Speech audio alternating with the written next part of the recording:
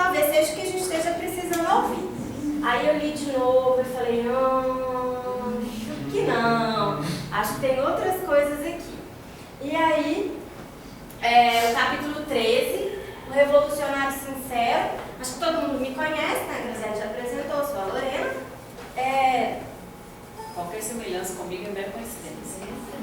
Deus e Deus. Nem foi mamãe da criança, né? Então, Coincidência, então. ele começa assim, como, né, na maioria dos textos eles estavam lá conversando, os apóstolos mais Jesus, e Judas ele estava conversando e, né, confabulando ali sobre as anomalias na governança do povo e exaltado dizia das probabilidades de revolução em Jerusalém. Aí eu falei, nossa, mas caiu assim, né, um estado do país que a gente está vivendo, né? A gente tem vivido essa exaltação pública, né, geral. É bom para a gente fazer uma reflexão da nossa atitude, tá, gente? Não tem nenhuma questão política aqui, é sobre a nossa atitude, o que a gente pode fazer quando alguém chega exaltado perto da gente com essas questões. Então, assim, um rei era aí, Jesus começa a contar a história, né, dele. Eles têm um diálogo lá e Jesus começa a contar a história dele, né, que ele vai dar como exemplo. Um rei considerado cruel pelo povo, a tal ponto que o principal dos profetas do reino foi convidado a chefiar uma rebelião que o arrancasse do trono. E aí, para eles convencerem, né, para a população convencer o profeta, eles tinham que falar o que aquele profeta, no que eles julgavam que aquele profeta estava errando. Rei, gente. O rei estava errando para incentivá-lo a querer liderar lá aquela rebelião, aquela revolução. E aí eles falavam que o rei era duro de coração, era mau senhor, perseguia, usurpava, flagelava os vassalos em todas as direções. E aí, eles foram tão convincentes, a turba, né, a população foi tão convincente que o profeta virou e falou, não, a gente tem que fazer alguma coisa. Não dá para a população ficar sofrendo desse jeito. Então, o condutor da boa-fé se inflamou e aceitou a ideia de uma revolução. E aí, ele reuniu lá umas centenas, ele fala, né, umas centenas de conselheiros, né, de pessoas próximas, né, do interesse do povo, e combinaram de que no dia seguinte, lá, um determinado dia, eles iam fazer um levante, eles iam depor aquele rei. Só que ele era um profeta, né? E aí, como todo bom profeta, como profeta que se preze, ele falou, não, mas eu vou lá pedir conselho, né? Vou rezar, vou orar para pedir proteção, para ver o que acontece, o que me vem. E aí, na véspera do cometimento, ele subiu um monte e foi orar sozinho. E aí ele pediu assistência divina e um anjo das alturas lhe foi enviado para a confabulação de espírito a espírito. Então era sem o cabeção, era o coração com o coração. É o que eu faço, o que eu tento fazer quando eu rezo, né? Pedir intuição divina, que os meus mentores, meus guias espirituais, eles falem com o meu coração, com a minha alma, para me dar uma resposta. E aí, eles lá no converser, o profeta acusou o soberano o quanto sabia de oitiva e suplicando a aprovação celeste ao plano de revolta renovadora. Aí o de oitiva aqui está em vermelho. Vocês imaginam por quê? O significado? Vocês sabem o que é oitiva? Graziele sabe. Então fala, que quiser divulgar essas coisas. É do que ele ouviu o povo falar agora. Ele ouviu falar, mas ele não viu isso acontecer. Então olha que perigoso que as coisas, né, que algumas coisas são. Ele ouviu a população E ele julgou que aquele soberano, que aquele rei precisava ser deposto só de ouvir falar. Ele julgou sem nem conhecer. Isso é um fake news. Que semelhanças até hoje. Aí, ó, o Bruno falou aqui, ótimo, né? Isso aí é o fake news. Fake news. A gente escuta falar, é o famoso telefone sem fio. Nesse caso, existem casos que de fato, né, gente, assim, o que a gente ouve falar, assim, tem um fundo, tem a verdade, né? Tem os acontecimentos, as coisas que acontecem, mas isso me chamou a atenção para que a gente tem que ficar sempre muito atento mesmo, né? Porque, como é que é o ditado? Alguém vai lembrar aí, me veio aqui agora. Não, o que eu ouço falar de Pedro, que Paulo me fala. Ajuda Sei aí, mais de Pedro do que de Paulo. Quando Pedro, é porque assim, quando uma pessoa me fala alguma coisa sobre a outra, eu sei mais sobre essa pessoa do que o que ele falou. Não é mesmo? Então assim, a gente... Oi?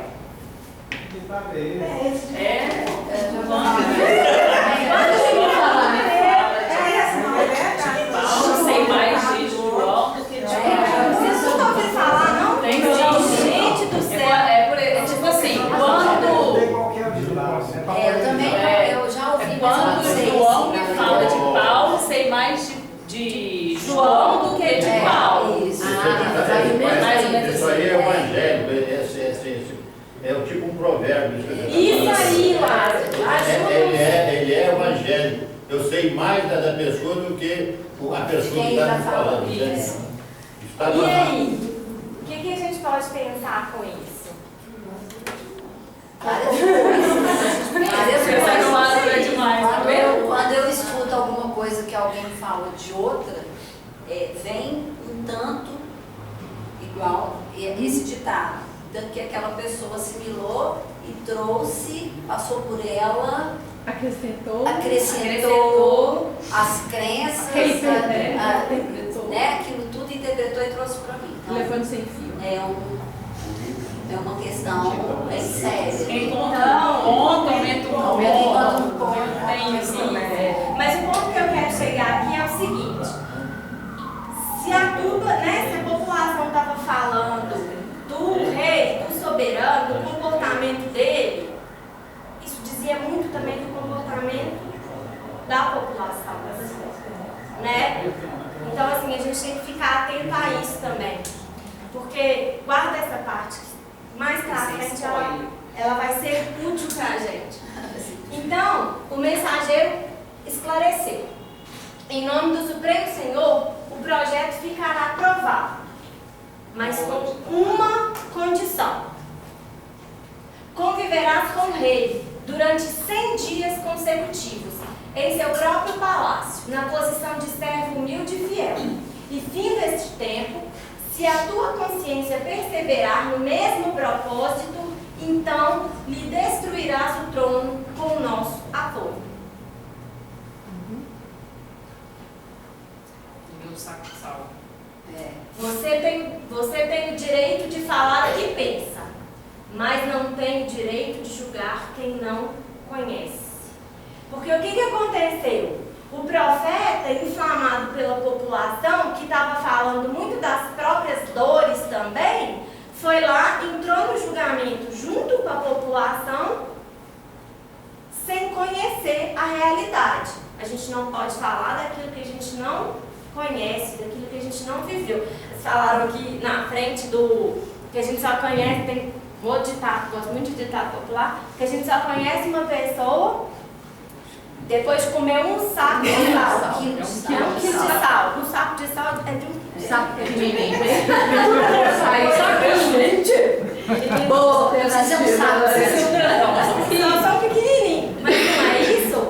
Pois é. O que o anjo falou pro profeta? Vai lá, come um saco de sal, observa, convive, você vê o que está acontecendo de verdade. Para conhecer outro lado, porque ele só ouviu um lado, ele não ouviu os dois lados. Né? A questão só. Né? E aí ele aceitou a proposta, né, humildemente, cumpriu cumpriu a determinação. E aí, começa, né? Aí você começa a ver o outro lado da moeda, né, Val? É isso. Reparou que o rei nunca dispunha de tempo para as menores obrigações alusivas ao gosto de viver. Ele era atormentado por reclamações da hora que ele acordava até a hora que ele ia dormir. Ele era privado, né, na condição de pai, da ternura dos filhos. Vivia distante da companheira. Adoecia frequentemente porque ele era obrigado a participar de banquetes e festas, onde, né, excessos, né, comidas e bebidas em excesso, e aí isso adoecia muito o corpo físico dele. Nunca dormia nem se alimentava em horas certas. Então, assim, essa frase aqui, ó, é do Homem-Aranha, é muito boa.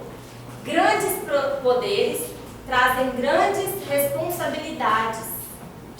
E às vezes, quando eu tenho muitas responsabilidades, eu tenho que abrir mão de... Ela bateu aqui agora, eu não tinha pensado nisso. Quando eu tenho muitas responsabilidades, eu tenho que abdicar de algumas coisas, né, das obrigações abusivas ao gosto de viver. Então, assim, quantas vezes a Isadora, que por causa da faculdade, né, uma grande responsabilidade, não teve que abrir mão de passar um tempo com a família, ou de passar um tempo com ela mesma, né? Vivendo o ser, o ela, só ela, assim, né? De fazer reflexões, assim. Então, é muito fácil, isso bateu claramente para mim também, que um dia a minha orientadora, ela começou a falar, muito triste, sabe, assim, que as pessoas que passaram pelo laboratório não davam o devido valor que ela tinha. E assim, né, eu tenho um pouco de dificuldade porque é chefe, mas gente, nesse dia eu parei, pensei e falei, olha, pra gente estar aqui, alguém tem que ter construído alguma coisa ao longo de todos esses anos. Para eu estar nesse laboratório, para eu estar fazendo a pesquisa que eu fiz. Então, de fato, um comportamento ruim que às vezes uma pessoa tem para comigo, não significa que ela seja uma pessoa ruim ou que ela, né, que tenha que haver uma revolução e destronar a pessoa. A gente não sabe das dores de cada um, a gente não olha, né, o que cada um tem que abrir mão para poder estar ali e tentar fazer a tarefa dele da melhor maneira possível para ele. Né? Eu fiquei pensando nisso, assim, eu tenho mania de julgar uma má ação comigo, mas eu não sei o que a pessoa passou para estar naquele lugar. Só vê um lado, né? Você só vê o teu lado, a gente só vê o lado da gente quando recebe uma. Né? Então, assim, é difícil, né? Eu acho muito difícil, mas desafiador. Eu acho desafiador, mas é bom olhar para isso também, né? E aí, o imperante mais se assemelhava a um escravo, duramente condenado a servir sem repouso, em plena solidão espiritual. Nessa parte ele fala assim, eu não tinha nem de rezar. Imagina uma pessoa que não pode, que não tem um momento, né? Nem para as suas próprias orações, o quanto isso não é doloroso, né? Assim, ela abriu mão de tudo mesmo. Abriu mão de tudo que tinha. Inclusive do tempo dela com Deus. Terminou o prazo, e aí o profeta regressou ao monte em oração e implorou ao anjo misericórdia para o rei. Olha como é que já mudou. Antes ele queria Destituir. Destronar, destituir, depor o rei. E agora ele fala, Senhor, tende misericórdia desse homem, porque o que ele tem feito, tudo que ele abriu mão para poder fazer o trabalho dele, e a gente não está olhando isso com mais compaixão, com misericórdia, né? Com compaixão pela Tipo pessoa. assim, eu é que não quero estar no lugar dele. Hoje ele vai me dizer, Tô nenhum. ô Vanessa, depois que eu vi isso Não aqui, é? eu falei, quero não. É verdade. Falei, quero não. Com certeza. Quero de jeito nenhum. E aí eu fiquei pensando também, voltando lá no conjunto, né, das pessoas que estavam inflamando o profeta lá no início, que queriam de qualquer maneira aquela revolução, olha só, a luz que você vê em mim é o reflexo da luz que existe em você. Então, mais uma vez, assim, será que a culpa do reino tá, né, numa situação ruim é só mesmo do rei, do jeito que o rei governa? Ou será que é minha também? Que estou aqui e que não estou fazendo a minha parte, estou esperando só o rei ser o melhor rei do mundo. E eu quero só de mão beijada. E aí? Se eles estavam vendo só a treva, né? Estava refletindo o que eles eram. Assim como a oitiva lá no profeta foi só a treva, foi só coisa ruim. Então, o que será que estava faltando para esse reino, né? Para as pessoas desse reino? E aí, em seguida, o profeta congregou o povo. O soberano era, talvez, o homem mais torturado em todo o reino e que competia-lhes maior entendimento e mais trabalho construtivo, no lugar que lhes era próprio dentro do país, a fim de que o monarca pudesse cumprir sem desastres a missão de que fora investido. E assim a rebeldia foi convertida em compreensão e serviço. E aí eu coloquei ali, você só muda aquilo pelo qual você se torna responsável. Você só muda aquilo pelo qual você se torna responsável. Se cada um estivesse fazendo o seu papel da melhor maneira que lhe era possível, que lhe era cabível, será que o soberano precisaria ter tais atitudes de violência, uma série de atitudes ruins que ele estava tendo? Quando a coisa saía do controle, ele apertava o laço ali, né, a rédea, e aí todo mundo reclamava. Mas se saía do controle e todo mundo reclamava, era porque eu não estava fazendo, eles não estavam fazendo a parte deles, né? Então, se cada um fizesse a parte, eu tenho uma amiga, Camila, vocês conhecem, Camila Montalvé, que ela lançou um ditado um dia no Luz falando assim: se cada um fizesse a parte, ainda sobra tempo para todo mundo lavar o cabelo. Bom, fica aí a dica. Cada um faz a sua parte, cada um cuida da sua vida, faz a sua parte, sobra tempo de fazer outras coisas ainda. Inclusive para o povo coitado do rei, rezar, viver a vida dele, aproveitar dos filhos, aproveitar da companhia da esposa, né? Desfrutar da vida dele mesmo, porque o fato da gente assumir uma grande responsabilidade não significa, em momento nenhum, que eu tenho que abrir mão de todos os prazeres da minha vida, né? Se as coisas estiverem em equilíbrio, né? O que é mais importante, assim.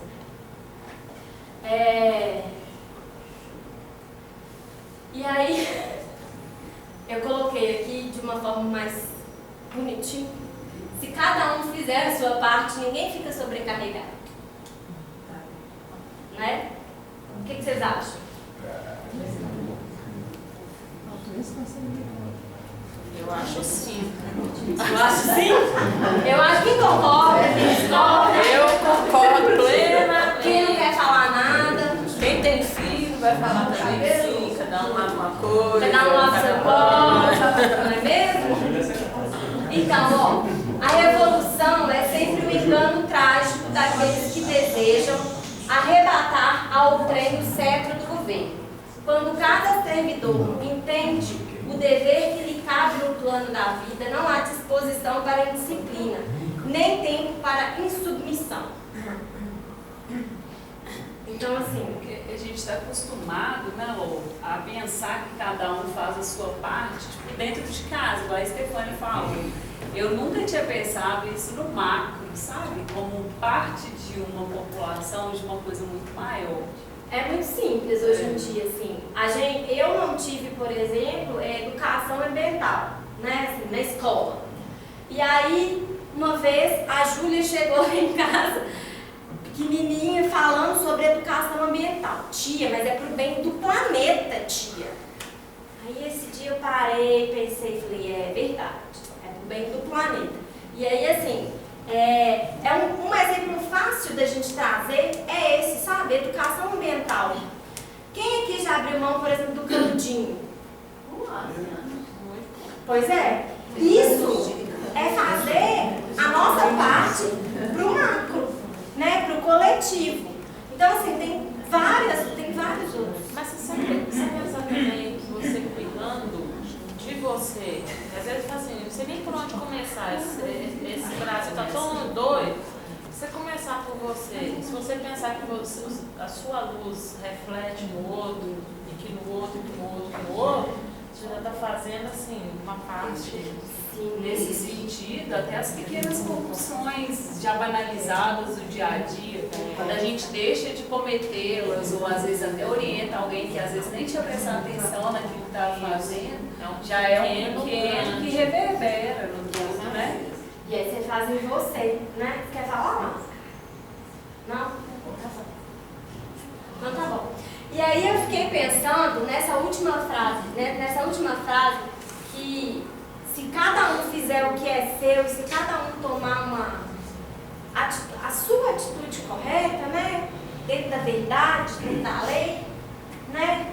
Isso vai refletir de uma forma, isso vai ter um impacto de uma forma que a gente não consegue calcular nem mensurar. E aí, para finalizar... Agora eu falo. Quando ele disse lá no coisa, acenda a candeia e coloca sobre o velador, às vezes eu acendo ou não acendo e fico esperando que o meu vizinho acenda para que aquela luz me ilumine. Se o mundo inteiro, vamos dizer, se o Brasil inteiro acendesse cada um a sua candeia, nós não estaríamos nas terras, porque ele estaria iluminando a todos. Mas eu não acendo porque o vizinho acendeu, cada ali me clareia. Aí o outro de lá também acha que é aquele ali, e nós ficamos nesse negócio. É o que você está... Não tem muito tempo isso, a porta só virou. Isso aí não é tão longe assim. Deu uma virada na porta. Nós estamos no mesmo caminho. Só muda a situação em si, né? Mas a situação... mas o cenário é basicamente o mesmo sempre. E aí, Lázaro, eu fiquei pensando, para a gente levar para casa, para ficar pensando nessa coisa da iluminação, né? Todo mundo trouxe aqui. O que uma atitude minha pode fazer, pode mudar no mundo? Que um ato meu pode mudar no mundo. E aí eu lembrei da teoria do caos do efeito borboleta. Uma pequena mudança no início de um evento qualquer pode trazer consequências enormes e absolutamente desconhecidas no futuro. Tais eventos seriam praticamente imprevisíveis, caóticos. Portanto, todos na Terra têm um propósito que só Deus sabe. O que eu fizer por mim tem um efeito devastador, num sentido, se for positivo, é devastador positivamente, reverbera de uma maneira positiva ou negativa. E de que tudo que eu fizer por mim, vai ter um propósito maior. Porque vai propagar no Edu, vai propagar na Iaié, vai propagar em todo mundo. Então a gente tem que ficar muito atento com a nossa responsabilidade daquilo que a gente faz, de como que a gente está se olhando e de como a gente está procurando se modificar.